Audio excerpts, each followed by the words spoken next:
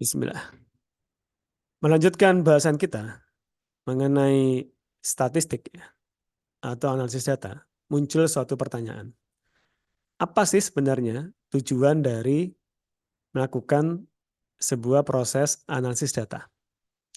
Baik, jadi ketika kita bicara mengenai proses analisis data, sejatinya yang kita lakukan adalah dalam rangka untuk mengolah ya atau memasak data mentah ya, suatu bentukan data mentah, data yang kita dapatkan dari hasil pengambilan atau pengumpulan data, ya bisa jadi mungkin melalui metode ukur tertentu, dapat melalui kuesioner atau melalui instrumen tertentu, kita dapatkan sebuah raw data atau data mentah.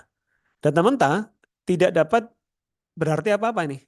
Sebelum kemudian kita lakukan proses pengolahan melalui analisis data yang nantinya akan menghasilkan informasi. Jadi informasi tidak akan bisa didapatkan dari data mentah sebelum data mentah tersebut dilakukan proses pengolahan atau dimasak terlebih dahulu melalui proses analisis data atau statistik. Nanti setelah kemudian kita sudah mendapatkan informasi, baru kemudian kita dapat melakukan pengambilan keputusan. Ya.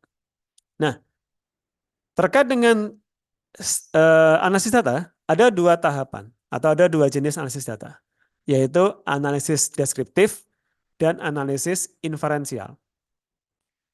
Dua tahapan analisis ini menjelaskan di area mana bermainnya.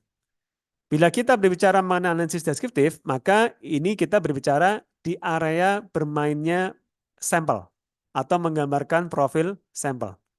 Ya, dan contoh dari analisis deskriptif ya yang kita sering dengar ada rata-rata atau rata atau mean. Kemudian median, modus, standar deviasi.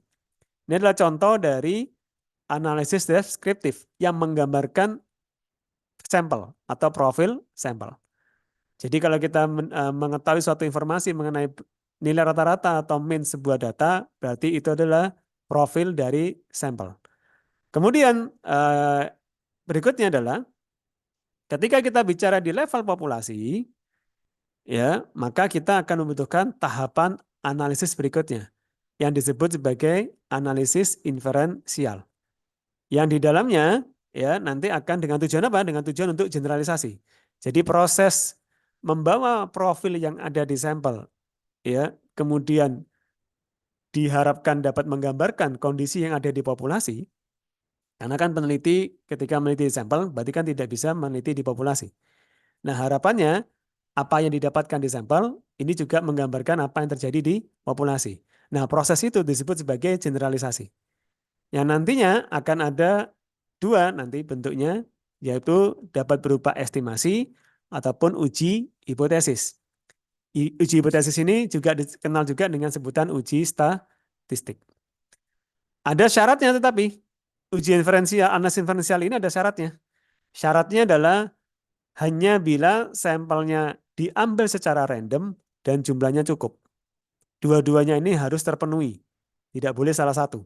Ketika salah satu tidak terpenuhi atau dua-dua tidak terpenuhi, maka sebenarnya data tersebut tidak dapat lanjut pada tahap inferensial atau tidak dapat digeneralisasi pada populasi. Hanya berhenti pada analisis level sampel atau disebut juga sebagai analisis deskriptif.